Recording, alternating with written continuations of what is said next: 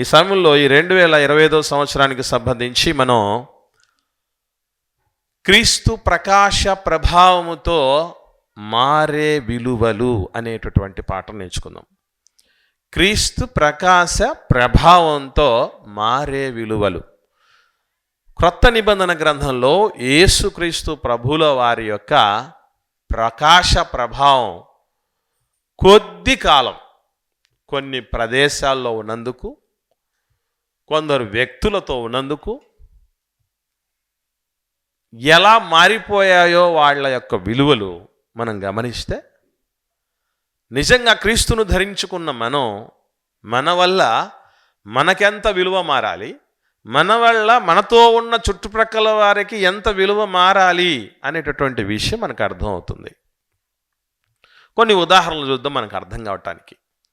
యేసుక్రీస్తు ప్రకాశ ప్రభావం అంటే ఆయన యొక్క ప్రజెన్స్ అంటారు, ఆయన యొక్క ఉనికి అక్కడ ఉన్నందుకు. ఉదాహరణకి యేసు ప్రభుల వారు, అంటే ఇది ఒక వివాదం ఉంది, వివాదాన్ని కాస్త ప్రక్కన పెడదాం. ఏ వివాదం? యేసు ప్రభుల వారు పశువుల పాకలో పుట్టాడని బైబిల్లో ఉందా అనేది ఒకటి ఉంది కదా. వాస్తవంగా అలా అనుకోవడానికి ముఖ్యమైన కారణం ఏంటి? సత్రంలో వాళ్ళకు చోటు లేనందున లూకాసు వార్త 2వ అధ్యాయం 6-7 వచనాల్లో ఉన్నటువంటి విషయాలు మనకు తెలుసు. లూకాసు వార్త 2వ అధ్యాయం 6-7 వచనాల్లో యేసు ప్రభుల వారిని సత్రంలో వాళ్ళకు చోటు లేనప్పుడు పొత్తిగుడ్డలతో చుట్టి పశువుల తొట్టిలో పరుండబెట్టారని. అంటే పశువుల తొట్టిలో పరుండబెట్టారంటే పశువుల తొట్టి ఎక్కడ ఉంటుంది? పశువుల పాకలోనే ఉంటుంది కదా. కాబట్టి ఆయన పశువుల పాకలో పుట్టాడు అనేటటువంటి సాధారణీకరణానికి వచ్చాడు. సరే వదిలేయండి. ఇక్కడ గమనించాల్సిన విషయం ఒకటి ఉంది. అదేంటంటే, ఇప్పటికీ క్రిస్మస్ సీజన్ అనేది మొదలైతే పెద్ద పెద్ద పాలరాతి ఇళ్లలో ఉన్న వాళ్ళు సైతం, డూప్లెక్స్ ఇళ్లలో ఉన్న వాళ్ళు సైతం, కోట్ల రూపాయలు విలువ చేసేటటువంటి దానిలలో ఉన్నవాళ్ళు సైతం ఖచ్చితంగా ఏం పెడతారు? స్టారా, పాక పెడతారు. ఒక పాక అనేది పెడతారు. అసలు పాకకి ఇంత క్రేజ్ ఎందుకు వచ్చిందంటారు? అది ఏమైనా పెద్ద కట్టడమా? ఏమండి, ఇప్పుడు పిరమిడ్ వింతగా వచ్చింది, ఈజిప్ట్ పిరమిడ్ ప్రపంచం అంతా ప్రతి సంవత్సరం జ్ఞాపకానికి రాదు, మర్చిపోకండి. ఖచ్చితంగా చిత్రం ఏంటంటే పాక పెట్టడమే కాదు, పాకతో పాటలు కూడా, ఎన్నో క్రిస్మస్ పాటలు ఉన్నాయి. పాక లేదనకండి. ఇక్కడ గుర్తుపెట్టుకోవాల్సిన విషయం ఏంటంటే, ప్రభు కొద్ది సమయము అక్కడ ఆ ప్రదేశంలో ఉన్నాడు అన్న భావన, అంటే ఉన్నాడో లేదో ప్రస్తావన లేదు, కానీ ఉన్నాడు అనుకున్నందుకు ఏమైంది అంటే పాకకు ప్రపంచవ్యాపితంగా ప్రతి ఏడాది గుర్తింపు. ఎందుకంటే పాకలో క్రీస్తున్నాడు, ప్రభు ఉన్నాడు. ఇది గుర్తుపెట్టుకోవాల్సింది మనం. అంటే ప్రభు కొద్ది కాలం ఒక పాకలో నివాసం ఉన్నందుకు దానికి ఎంత విలువ మారిపోయింది. గొడుసులో ఉన్నోళ్ళే మనకు విలువ అనుకుంటావా? విలువైన వాళ్ళు అనుకుంటావా? పాకలో ఉన్నోడంటే ఎవడికి విలువ ఉండదు కదా. పాకలో ఉన్నోడికి విలువ ఉండదు, పాకకి విలువ ఉండదు. కానీ అదే పాకలోకి ప్రభు వచ్చి ఉన్నాడు అన్నటువంటి మాటను బట్టి దానికి ఎంత విలువ పెరిగిపోయింది అని అంటే, మీకు తెలుసో తెలీదో, దగ్గరుండి మరీ, ఇది నేను బెటాలియన్లో పనిచేశాను, 11th బెటాలియన్లో, బాకరపేట దగ్గర ఉన్నటువంటి దాంట్లో 8 సంవత్సరాలు పనిచేశాను టీచర్గా. నేను బెటాలియన్ అనగానే చాలామంది పోలీసా అని అంటారు కొంతమంది, ఎందుకంటే హైట్ ఎక్కువ ఉన్నాను కాబట్టి. బెటాలియన్లో పనిచేసామని అనగానే బెటాలియన్లో పోలీసుగా చేసామని కూడా అని అంటూ ఉంటారు. కాదు, అక్కడ టీచర్ స్కూల్ ఉంది, గవర్నమెంట్ స్కూలు, అక్కడ పనిచేసాం. అక్కడ పనిచేసినప్పుడు పెద్ద ఆఫీసర్లు, కమాండెంట్ అంటే ఎస్పీ కేడర్ అయింది, కమాండెంటు, అసిస్టెంట్ కమాండెంటు, అసోసియేట్ కమాండెంటు, ఇటువంటి వాళ్ళందరూ వచ్చి ఆ పాక దగ్గర పని చేస్తారు. అవన్నీ కట్టే పనిలో ఉంటారు. దాని దగ్గరకు వచ్చి ఓపెనింగ్ చేసేది, ఎన్ని చేస్తారంటే అన్ని చేస్తారు. ఇక్కడ గుర్తుపెట్టుకోవాల్సిన విషయం ఏంటంటే, ఇంత హంగామా ఒక పాక ఎందుకు వచ్చిందంటే, అక్కడ పరలోకనాథుడు వచ్చి ఉన్నాడు అన్న వార్తే. అంతకు మించి పాక అంత గొప్పదయ్యే పరిస్థితి ఉండదు వేరేదైతే. తర్వాత రెండో విషయం మనం ఆలోచన చేస్తే, యేసు ప్రభుల వారు శిష్యులు, ప్రభు ఇరువురు అందరు కలిసి ఒక దోణిలో ప్రయాణం చేయాల్సి వస్తుంది. మనకు తెలుసు, ఒక దోణిలో ప్రయాణం చేయాల్సి వస్తుంది. ఆ దోణిలో ప్రయాణం చేస్తున్నప్పుడు భయంకరమైనటువంటి తుఫాన్ రేగుతుంది సముద్రం మీద, గలిలయ సముద్రంలో, మనకు తెలుసు. అది మత్తయి సువార్త 27వ అధ్యాయంలో మనకు కనబడుతుంది. క్షమించండి, 8వ అధ్యాయం. మత్తయి సువార్త 8వ అధ్యాయము 23వ వచనం నుండి 27వ వచనం వరకు ఇదొక సందర్భం మనకు కనబడుతుంది, మనకు తెలియదేం కాదు. అయితే ఇక్కడ యేసు ప్రభుల వారిని, ప్రభువా మేము నశించిపోతున్నాం, మమ్మల్ని కాపాడు, రక్షించు అని అంటే, ప్రభు కొద్ది కాలం ఆ ధోనిలో ఉన్నందుకు ధోనిలో ఉన్నోళ్ళందరికీ సేఫ్టీ వచ్చేసింది. ధోనిలో సేఫ్టీ జాకెట్లు లేవు. చిత్రం ఏంటో తెలుసా? ఆ తుఫాను ఎంత ప్రభావవంతమైందో, ఎంత ప్రమాదకరమైంది అని అంటే, ఓడలో ప్రయాణం చేస్తున్నటువంటి దాంట్లో, ధోనిలో ప్రయాణం చేస్తున్న వాళ్ళలో మెజారిటీ ఎవరున్నారు? చేపలు పట్టేవాళ్ళండి. చేపలు పట్టేవాళ్ళకి ఈత రాదేంటి? బేవత్సంగా వస్తుంది. చేపలతో ఏమాత్రం తీసిపోకుండా అంత ఈత వచ్చేది. ఈత వచ్చేవాడు అదే గజీతగాళ్ళు అంటారే, గజీతగాళ్ళు సైతం గజ గజ వణికిన సందర్భం అది. ఆ టైంలో ప్రభు ఉన్నందుకు ఓడలో ఉన్న వాళ్ళందరికీ అభయం వచ్చేసింది. అంటే అందుకే ఒక చిన్నప్పుడు సండే స్కూల్ పాట ఒకటి ఉంది, మీరు ఎవరన్నా విన్నారా లేదు? నీ విశ్వాస నావలో యేసు ఉన్నాడా, ఆయన కూర్చున్న నావలో నీవు ఉన్నావా అని. అంటే విశ్వాస నావలో యేసున్నాడా, ఆయన కూర్చున్న నావలో నువ్వు ఉన్నావా అని. చిత్రం ఏంటంటే, నావలో కొద్ది కాలం ఉంటే నావలో ఉన్నోళ్ళంతా, ధోనిలో ఉన్నోళ్ళందరూ ప్రశాంతంగా ఉండిపోయారు. వాళ్ళకు ప్రాణాపాయం ఏమీ లేదు. సరికదా, అద్భుతమైనటువంటి ఆశ్చర్యం చూశారు. ఎంతవరకు చూశారంటే, అసలు ఈయన ఎవరే బాబు, గాలి సముద్రం ఈయనకు లోబడిపోవటం ఏంటి? ప్రకృతిని కంట్రోల్ చేయగలిగిన వ్యక్తి ఎవరు చేస్తారు? మీరు చేస్తారేంటి? చేయగలరేనా? సృష్టిని కంట్రోల్ చేసే వ్యక్తి ఎవరండి? అక్కడుందా మరి? మనం ఎట్లా ఆలోచన చేస్తామంటే, అక్కడ ఉండాలి. ఏమని?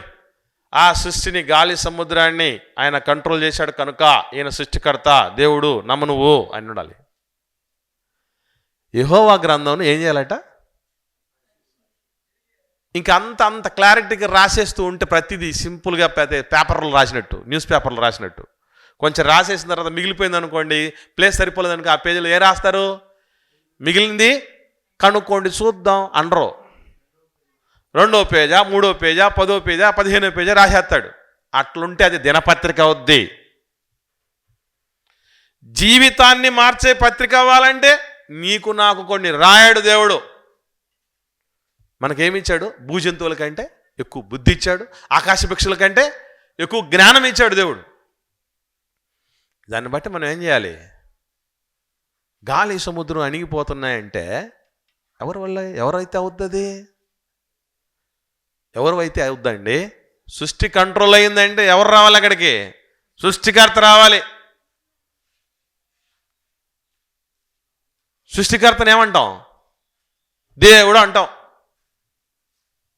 అర్థమవుతుందా? మనకు డౌట్ రావచ్చు, మళ్ళీ చెప్తున్నా, ఇద్దరా ముగ్గురా ఒకటే కదా అనే మాట, దాని సంగతి ఏంటనేది తెలుసుకుందాం తర్వాత.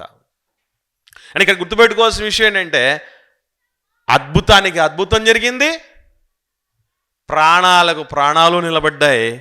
కొద్ది నిమిషాలు ప్రభువు ఆ ధోనిలో ఉన్నందువల్ల.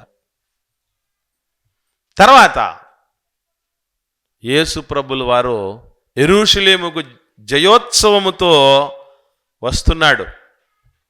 ఎలాగూ? గాడిదనెక్కి. మత్తయి సువార్త 21వ అధ్యాయం ప్రారంభం నుండి ఈ విషయం ఉంటుంది.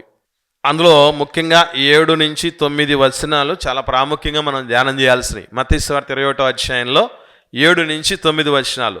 అక్కడ ఏం జరిగిందో సందర్భం చూద్దాం మనం. ఆ గాడిదను దాని పిల్లలను తోలుకొని రండి. చూడండి, తోలుకొని వచ్చిన తర్వాత ఏం చేశారు? బట్టలు వేశారట. వాళ్ళ బట్టలు వేశారు. ఇప్పుడు నేను అడుగుతున్న ప్రశ్న, గాడిద మీద వేసే బట్టలు ఏ బట్టలు వేస్తాం మామూలుగా అయితే? మనం సాధారణంగా అయితే మైల బట్టలు వేస్తాం. మాసిన బట్టలు, ఉతకాల్సిన బట్టలు వేసేసి తీసుకెళ్ళిపోతాం. ఇప్పుడు వేసిన బట్టలు ఏ బట్టలు అనుకుంటున్నారు?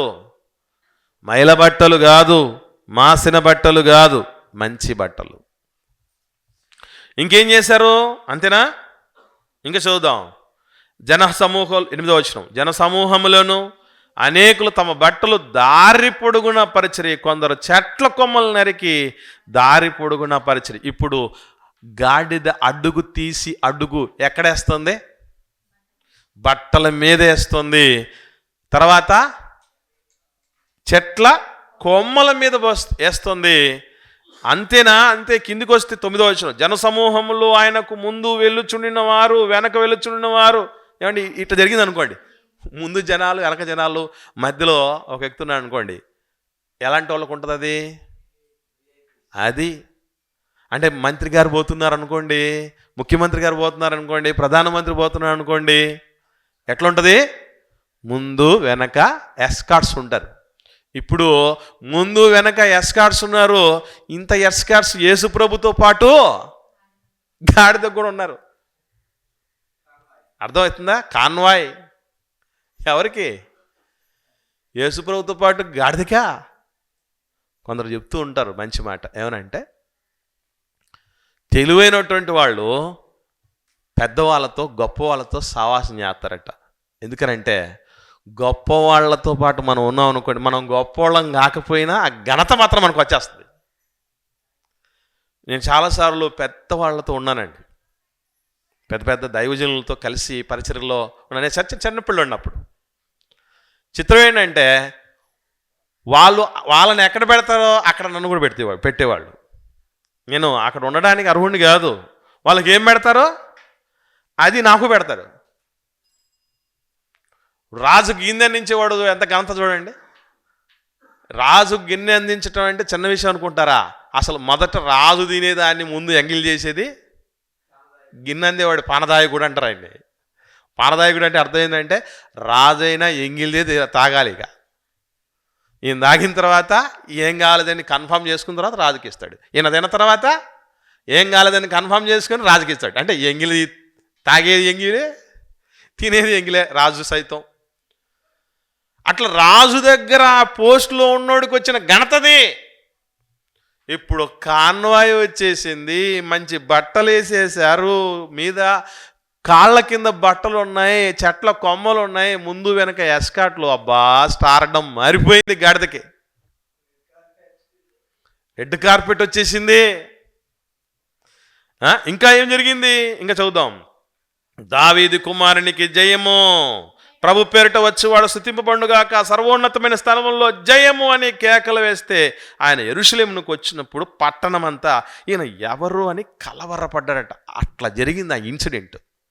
ఏమండి, ఎప్పుడు విన్నా గాడిద ఏమీ ఉంటుంది చెప్పండి? జీవితంలో గాడిద ఏ మాటలు ఉంటుంది?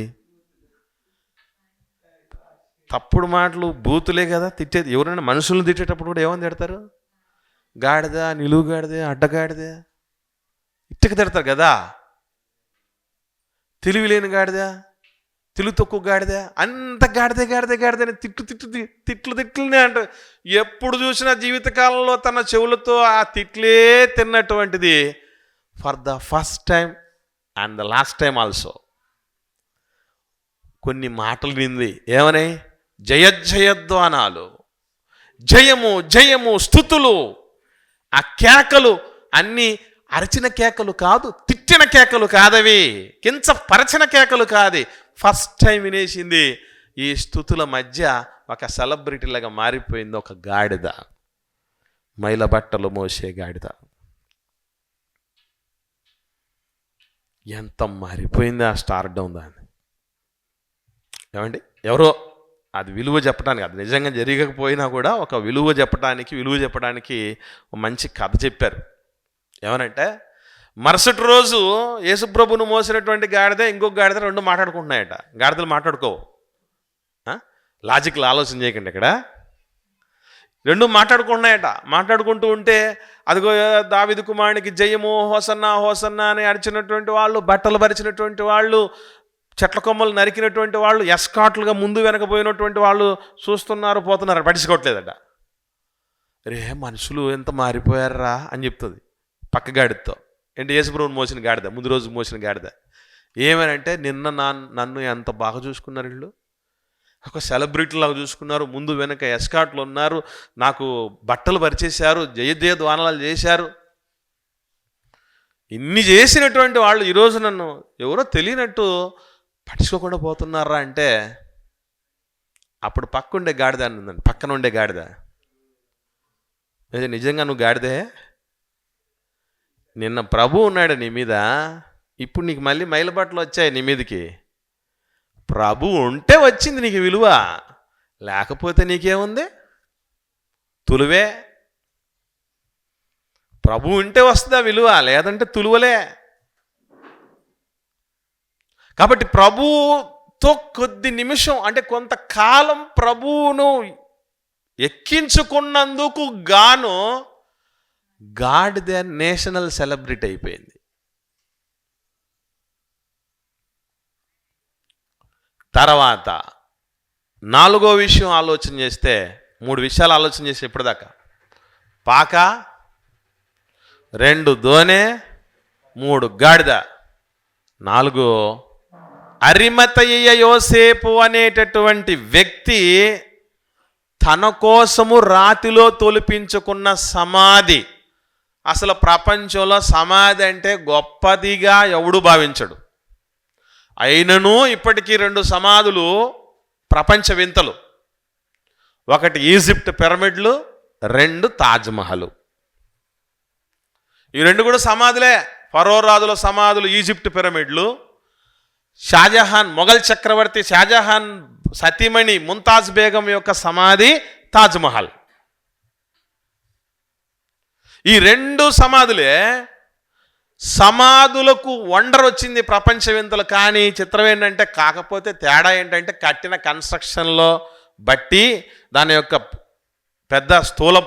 పెద్ద ఆకారాన్ని బట్టో, వాడిన మెటీరియల్ని బట్టో, శిల్పకళను బట్టో వచ్చింది తప్ప, సమాధిలో మామూలుగా అయితే మిగతా వాళ్ళ సమాధులు ఏముంటాయో అవే ఉన్నాయి అక్కడ కూడా. అంతేనా? ఏముంటాయంటే ఏముంటాయి? చచ్చిన వారి ఎముకలు దుర్గంధం ఇవే ఉన్నాయి అక్కడ కూడా. కాకపోతే ఎక్కువ కాలం అయిపోయింది కాబట్టి అది కూడా లేకుండా పోయి ఉంటుంది. పాతేసి ఎక్కువ కాలం అయి ఉంటుంది కాబట్టి అది కూడా లేకుండా పోయి ఉంటుంది. కానీ అరిమతయ్య యోసేపు గారు తాను రాతిలో తొలిపించుకున్న సమాధి, వాస్తవంగా అది చిన్న సమాధి కాదు, ధనవంతులకు మాత్రమే సాధ్యమయ్యేదటండి. ఎందుకంటే ఈయన మంచి కుబేరుడు కదా, అరిమతయ్య యోసేపు గారు ధనవంతులు ఆయన. కాబట్టి ఆయన తన కోసం తొలిపించుకున్నటువంటి సమాధిలో యేసు ప్రభువును ఉంచినందుకు 3 దినాలు. చిత్రమైన విషయం చెప్పమంటారా? ఎవడన్నాడు పోలీస్ అంటే ఎంత గొప్పడో తెలుసా? పోలీసే కాదురా, పోలీసు లాఠీ కూడా, పోలీసు బెల్ట్ కూడా డ్యూటీ చేస్తుందని. మీరు విన్నారా లేదో? అసలు యేసు ప్రభు బ్రతుకున్నప్పుడు కాదు, ఆయన శరీరాన్ని వదిలిన తర్వాత కూడా వండరే. శరీరంలో లేడైనా, ఆయన ధరించినటువంటి దేహం ఎంత పవర్ అంటే ఆ యొక్క సమాధి ఆపలేకపోయింది ఆయన్ని. మరణం బంధించి ఉంచుట అసాధ్యం. ఎందుకు? మరణాన్ని సృష్టించిన ఆయన మరణాన్ని ఆపగలడు కూడా, ప్రకృతి క్రమాన్ని కూడా స్తంభింపజేయగలడు కూడా. మనం గ్రహించాల్సిన సత్యం ప్రియులారా. ఏమంటే మీరు గమనించండి, ఇక్కడ ఆ సమాధి ఇప్పటికీ ఏం చెప్తుంది తెలుసా? తెరవబడిన ఒకే ఒక సమాధి ప్రపంచంలో ఇప్పటికీ, ఖాళీ అయిన సమాధి ప్రపంచంలో ఇప్పటికీ.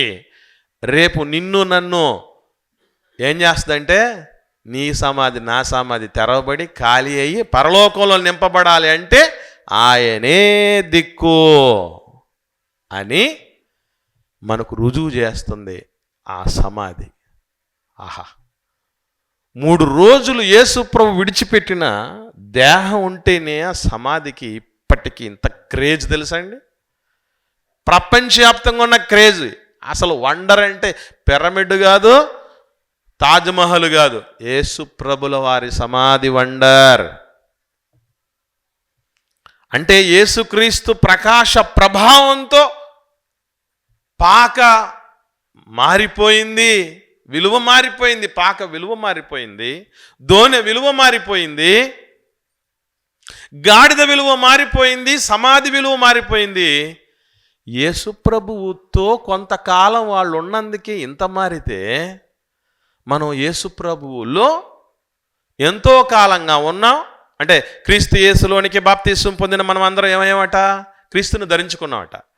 ఎంతో కాలంగా ధరించుకున్నాం. ఇక భూమి మీద ఉన్నంతకాలం మనం ధరించుకుంటాం. ఇంకెంత మన విలువలు మారాలో చెప్పండి. కొంతకాలం ప్రభు వాళ్ళతో ఉంటేనే ఇంత విలువలు మారితే ఏమండి ఎంతగా, అంటే ప్రభు వాళ్ళతో ఉన్నందుకు ప్రాణాలు నిలబడ్డాయి, అద్భుతాలు జరిగాయి కదా, విలువలు మారిపోయాయి కదా, చీకొట్టే వాళ్ళు జై కొట్టారు కదా. ఈరోజు అదే ప్రభువును ధరించుకున్నటువంటి మన జీవితాలు, మన చుట్టూ మనతో సంబంధం కలిగిన వాళ్ళ జీవితాలు ఎలా ఉన్నాయి? అరే పోయి వాడితో స్నేహం చేసావా, పోతావు అని అంటున్నారా మన గురించి ఎవరైనా?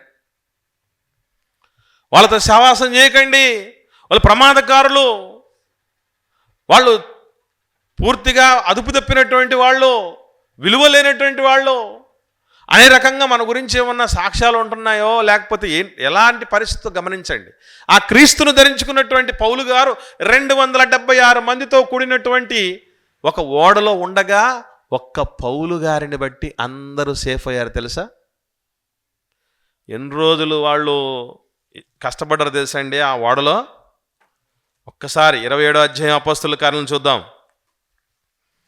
33-34 వచనాలు. అపోస్తలుల కార్యాలు 27వ అధ్యాయం 33-34 వచనాలు. తెల్లవారుచుండగా పౌలు 14 దినముల నుండి మీరేమి పుచ్చుకొనక ఉపవాసంతో కనిపెట్టుకొని ఉన్నారు గనక ఆహారం పుచ్చుకొని మిమ్మల్ని వేడుకొనుచున్నాను. 14 రోజులు ప్రమాదంలో ఉన్నారండి, అయినా ప్రాణం పోలే. ఎందుకో తెలుసా? ఎప్పుడు చూసినా మనం దేవుడి దగ్గర కోరుకునేటప్పుడు, దేవా మాకు ఈసారి కూడా అవకాశం ఇచ్చాయి, ఈసారి కూడా అవకాశం ఇచ్చాయి, ఈసారి కూడా బతికించేసాయి, ఈసారి కూడా క్షమించేసాయి, ఇదే కాదు ఎప్పుడు చేయాల్సింది ప్రార్థన. ఒకనాటికి మనం ఏం చేయాలంటే, ప్రభువా నిన్ను బట్టి ఆ రోజు సేఫ్ అయిపోయారు కదా శిష్యులు, పౌలు గారిని బట్టి 237 వచనంలో ఉంచండి. ఓడలో ఉన్న మేమందరము 276 276 మంది రక్షించావు కదా ప్రభువా, నన్ను బట్టి కూడా నా ఇంటిని, నా వారిని, నా ఊరిని రక్షించేంత నన్ను ఎదిగించయ్యా. ఎందుకంటే ప్రభు ఉన్నందుకే కొద్ది కాలం అంత రక్షణ ఉంటే, మనం ఆయన్ని ధరించుకున్నాం ఏకంగా, మనం ఎట్లా ఉండాలి ఆలోచన చేయండి. కనుక ప్రియులారా, క్రీస్తు ప్రకాశ ప్రభావంతో విలువలు మారిపోవాలి. ఒక్కనాడు ఉన్న పరిస్థితి కాదు మంది. ఒకనాడు మనం అపనమ్మకస్తులమే కావచ్చు, ఒకనాడు మనం పనికిరాని వాళ్ళమే కావచ్చు, ఒకనాడు ప్రమాదకారులమే కావచ్చు, ఒకనాడు విలువ లేని వారమే కావచ్చు. ఇప్పుడు అలా ఉండడానికి వీలు లేదు. అందుకే ఎఫెసీయులు రాసిన పత్రికలో పౌలు గారు ఒక అద్భుతమైన మాట చెప్తాడు 5వ అధ్యాయంలో 14వ వచనం చూద్దాం. పౌలు గారు ఎఫెసీయులకు రాసిన పత్రిక 5వ అధ్యాయం 14వ వచనం. అందుచేత నిద్రించుచున్న నీవు మేల్కొని మృతుల్లో నుండి లెమ్ము, క్రీస్తు నీ మీద ప్రకాశించునని ఆయన చెప్పుచున్నాడు. ఒకనాడు ఎట్లాంటి వాళ్ళు ఎవరిని చూసినా కూడా, అపోస్తలును చూసినా, ఆదిమ సంఘస్థులను చూసినా ఆశ్చర్యపోయే వాళ్ళు అందరూ. ఎందుకనంటే, అరే మన వాళ్ళందరినీ హింసించినోడు కదరా, జైల్లో వేసినోడు కాదు, చంపినోడు కాదు, బెదిరించినోడు కాదు, రక్తపుటేర్లు పారించినవాడు కాదు, క్రూరుడు కదా, ప్రధాన పాపి కదా, అతడేంట్రా బాబు ఎట్లా మారిపోయాడు అని పౌలు గారిని చూసి ఆశ్చర్యపోయారు. ఎందుకనంటే, జీవించువాడిని ఇక నేను కాదు, క్రీస్తే నా యందు జీవించుచున్నాడు అని విలువలు మార్చుకున్నటువంటి వ్యక్తి. క్యాలెండర్ది ఏముందండి, మారిపోద్ది. 50 రూపాయలు 100 రూపాయలు పెడితే వచ్చేస్తుంది. క్యాలెండర్ మారిపోవటానికి సేపు అని, బ్రతుకులు మారాలి, విలువలు మారిపోవాలి. ఇప్పుడు మనం కాదు విలువలేని వాళ్ళగా బతకటం కోసం ప్రభు మన యందు ఉన్నాడు. నన్ను బలపరచువాణి ఏందే నేను సమస్తము చేయగలను అన్నాడే ఆ రోజు. మీలో ఉన్నవాడు లోకంలో ఉన్నవాడి కంటే గొప్పవాడు అన్నాడే. గొప్పవాడిని కలిగి ఉన్న మనం ఎంత గొప్ప బ్రతుకులు బతుకుతున్నాం. మన చుట్టూ ఉన్నటువంటి వాళ్ళు మన ప్రభావంతో ఎలా మారగలుగుతున్నారు? మనల్ని చూసి భక్తి నేర్చుకోగలుగుతున్నారా? మనల్ని చూసి నిష్ట నేర్చుకోగలుగుతున్నారా? మనల్ని చూసి దేవుడిలో మనం బ్రతకాలరా, ఇలా జీవించాలి ఆదర్శం నేర్చుకోగలుగుతున్నారా? త్యాగం నేర్చుకోగలుగుతున్నారా? ఏం నేర్చుకోగలుగుతున్నారు చెప్పమంటారా? ఏం నేర్చుకుంటున్నారో? వ్యసనాలకు ఎలా బానిసలవ్వాలో నేర్చుకుంటున్నారు, అబద్ధాలు ఎలా చెప్పాలో నేర్చుకుంటున్నారు, మోసం ఎలా చేయాలో నేర్చుకుంటున్నారు, చాకచక్యంగా లోకపరంగా ఎలా బతకాలో, ఎవరిని ఎలా బురిడి కొట్టించాలో నేర్చుకుంటున్నారు, బూతులు ఎట్లా మాట్లాడాలో నేర్చుకుంటున్నారు, విలువలేని బ్రతుకులు ఎలా బ్రతకాలో నేర్చుకుంటున్నారు కదా. అదా క్రీస్తు ప్రకాశ ప్రభావంతో మారిన బ్రతుకులేనా మనవి? ఆలోచన చేయండి ప్రియులారా. కనుక మారాలి. నాడు కొద్ది కాలము క్రీస్తుతో వాళ్ళు ఉన్నందుకే ప్రభు ఏమి నిత్యము పాకలేమి ఉండలే, కానీ కొద్ది కాలం ఉన్నందుకే పాక భవిష్యత్తు మారిపోయిందే. క్రీస్తే ఈ గృహాధిపతి అని బోర్డు పెట్టుకొని మరి మేము క్రైస్తవులు అని చెప్పుకుంటున్నాం కదా. మా ఇంట్లో ఉన్నాడు మా ప్రభు. ఒక పాట రాశాడు, అద్భుతమైన పాట. మా ఇంటి పేరు పశువుల పాక, పక్కింటి పేరు ఒలీవల తోట, ఎదురింటి పేరు కల్వరి కొండ, మా ఊరి పేరు సియోను కోట అని. బాగుంది. ఎప్పుడిట చెప్పుకొని బతకటమేనా? ప్రభు చెప్పుకోగలుగుతున్నాడు మన గురించి. ఆలోచించండి ప్రియులారా. అందుకే క్రీస్తు మన మీద ప్రకాశిస్తున్నాడు. ఆ ప్రకాశం ప్రభావం తీసుకుంటే మృతులమైన లేచి కూర్చుంటాం. అదే నా మాట అర్థం. మృతుల్లో నుంచి లే, ఎందుకంటే క్రీస్తు నీ మీద ప్రకాశిస్తున్నాడు. చచ్చిపోయినటువంటి జీవితాలు, చచ్చిపోయిన విలువలు, చచ్చిపోయిన ఆదర్శాలు, చచ్చిపోయిన పథ్యం తిరిగి లేవనెత్తుకోవాలి, బ్రతికించుకోవాలి, విలువ మార్చుకోవాలి. మనం ఎంతమంది దగ్గర మారిందంటారు మన విలువ? పెరిగిందా? ప్రభువుని బట్టి పని చేస్తున్న చోట పెరిగిందా? నివాసం ఉంటున్న ఇంట్లో పెరిగిందా? ఎదుగుతున్న సంఘంలో పెరిగిందా విలువ? ఆలోచించండి. బ్రదర్ మొన్న దాకా బాగానే ఉన్నాడు, ఇప్పుడు ఏమైపోయింది? చాలామంది మన గురించి సాక్ష్యం చెప్పేది ఇప్పుడు ఏం చెప్తారండి? చాలా బాగున్నాడండి, చాలా బాగుండదండి ఆ సిస్టర్, ఏమైందో ఈ మధ్యకాలంలో ఏ తెగులు వచ్చింది? తెగుళ్ళు కోళ్ళకే కాదు, మనుషులు కూడా వస్తున్నాయి. ఏం తెగులు తగిలిందో ఏమో, వీళ్ళంతా ఇట్లా మారిపోయారు అన్నటువంటి రీతిగా చెప్పేవాళ్ళు చాలామంది ఉన్నారు. మన గురించి అట్టి సాక్ష్యము భవిష్యత్తులో రాకుండునుగాక. ఆమెన్. కాబట్టి ప్రియులరా, క్రీస్తు ప్రకాశ ప్రభావంతో నాడు విలువలు మారాయి. నేడు కూడా మనం ధరించుకున్నాం ఆయన్ని ఖచ్చితంగా మారాలి. మార్పు గమనించే విధంగా 10 మంది మనలో ఎలా మార్పు వచ్చింది, వీళ్ళు ఇంత గొప్పగా ఎట్లా మార్పు వచ్చింది, వీళ్ళు అసలు ఇట్లా అవుతారని అనుకోలేదే. నేను పుట్టి పెరిగిన ఊరిలో నా గురించి ఆ సాక్ష్యం నేను పొందుకోగలిగాను. నీతో పాటు నువ్వు ఎట్లా బ్రతికా, చిన్నప్పుడు ఎట్లా ఉన్నావు, నీతో పాటు పుట్టి పెరిగినటువంటి వాళ్ళు ఎట్లా ఉన్నారు, ఇప్పుడు నువ్వెట్లా ఉన్నావు అని చూస్తారు. ఖచ్చితంగా కంపారిజన్ ఖచ్చితంగా చేస్తారండి, పోలికలు పోలుస్తారు. పుట్టినింట చూస్తారు, మెట్టినింట చూస్తారు, అన్ని చోట్ల చూస్తారు. సంఘంలో ప్రారంభంలో ఎలా ఉన్నామో చూస్తాం, తర్వాత చూస్తారు. ఎక్కడ వేసిన గొంగలు అక్కడే ఉంది అన్నటువంటి రీతిగా ఎప్పుడు మనం ఉండకూడదు. మనలో ఆ క్రీస్తు తాలూకు గుణగణాలు ఎప్పుడైతే వస్తాయో బతుకులు మారిపోతాయి. నాదు జీవితము మారిపోయినది, నిన్ను ఆశ్రయించిన వేళ నన్ను ఆదుకొంటివి ప్రభువా అని. అద్భుతమైన పాట.